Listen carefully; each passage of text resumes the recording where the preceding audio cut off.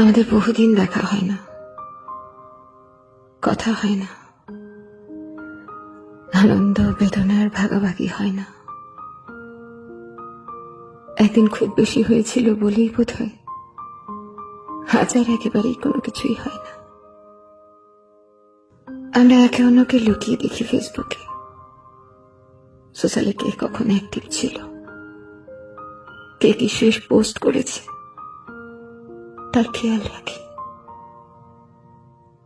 মাঝে মাঝে রাত জেগে কবিতায় খোঁজাখুঁজি করি।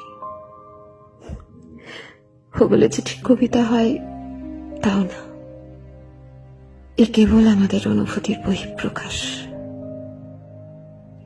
আমাদের বহুদিন কোনো খুনসুটি হয় না বলে বুকের ভেতর খচখচ করা কথাগুলো এভাবে কবিতার নাম করে বেরিয়ে আসতে চায়।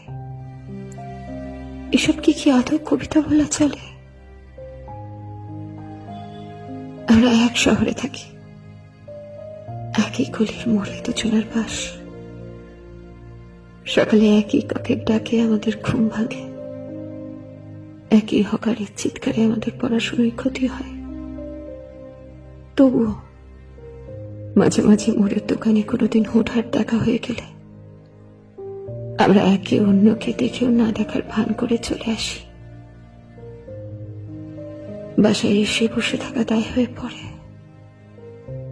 শটান হয়ে শুয়ে পড়ি। বুকের ভেতরটা কেমন জানি করে, বড় বড় নিঃশ্বাস, অদ্ভুত হাহাকার তার। এই কেমন জানি করাটাকে কি আদৌ প্রেম বলা যাবে? এসবের কিছুই আমরা জানি না, শুধু জানি আমাদের ভেতরটা রাতের শেষের দিন আর দিনের শেষের রাতের মতোই পরিপূর্ণ শূন্য।